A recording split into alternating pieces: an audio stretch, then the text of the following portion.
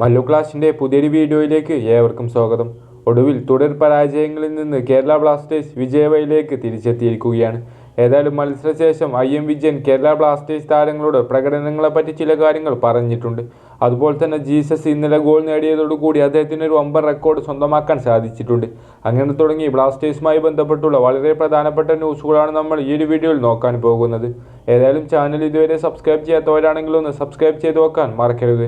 അപ്പോൾ നമുക്ക് നേരെ വീഡിയോയിലേക്ക് കടക്കാം. ചെന്നൈയിൻ FCക്കെതിരെ ഇന്നലെ കേരള ബ്ലാസ്റ്റേഴ്സിന് വേണ്ടി മൂന്നാമത്തെ ഗോൾ നേടിയിട്ടുണ്ടായിരുന്നത് മലയാളി താരമായ KP രാഹുലായിരുന്നു. നീണ്ട നാളായി KP രാഹുൽ ബ്ലാസ്റ്റേഴ്സിന് വേണ്ടി ഗോൾ സ്കോർ ചെയ്തിട്ട്. അതിന് ഒരുപാട് വിമർശനങ്ങൾ താരത്തിന് നേരെ വന്നിട്ടുണ്ടായിരുന്നു. അതിനുള്ളൊരു മറുപടി ഇന്നലെ അദ്ദേഹം നൽകി. അതുപോലെ തന്നെ ബ്ലാസ്റ്റേഴ്സിന് ക്ലീൻ ഷീറ്റ് ലഭിച്ചു എന്നതും ബ്ലാസ്റ്റേഴ്സ് ആരാധകരെ സംബന്ധിച്ചിടത്തോളം വളരെയധികം സന്തോഷം നൽകുന്ന കാര്യങ്ങളാണ്.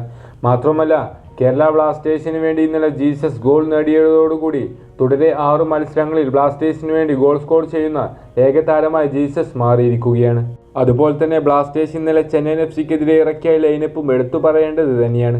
ലൈനപ്പിൽ ഇറങ്ങിയ ആദ്യ ലെവലിൽ ഇറങ്ങിയ എല്ലാ താരങ്ങളും മികച്ച രീതിയിൽ കളിച്ചു എന്നതിന് ഉത്തമ തെളിവാണ് അവരുടെ സ്റ്റാറ്റുകൾ. ഏതായാലും ബ്ലാസ്റ്റേഴ്സിൻ്റെ ഇന്നലത്തെ പെർഫോമൻസുമായി ബന്ധപ്പെട്ടുള്ള നിങ്ങളുടെ അഭിപ്രായങ്ങളൊക്കെ തീർച്ചയായിട്ടും കമൻറ്റ് രൂപത്തിൽ അറിയിക്കുക. ബ്ലാസ്റ്റേഴ്സിൻ്റെ പ്രകടനവുമായി ബന്ധപ്പെട്ട് IM വിജയൻ ചില കാര്യങ്ങൾ പറഞ്ഞിട്ടുണ്ട്. അദ്ദേഹത്തിൻ്റെ വാക്കുകൾ ഗോൾ ഇന്ത്യ റിപ്പോർട്ട് ചെയ്തിട്ടുണ്ട്. IM വിജയൻ പറയുന്നത് ഇപ്രകാരമാണ്: ഇത്തരത്തിലുള്ള ഒരു ബ്ലാസ്റ്റേഴ്സിനെയാണ് ബ്ലാസ്റ്റേഴ്സ് ആരാധകർ കാത്തിരിക്കുന്നത്. ഇത്തരത്തിലുള്ള പ്രകടനം വരും മത്സരങ്ങളിലും തുടരണം.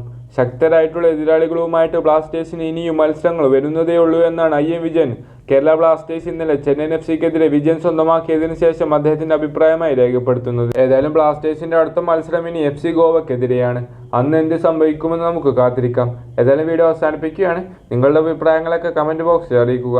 മറ്റൊരു വീഡിയോയുമായി നമുക്ക് വീണ്ടും കാണാം.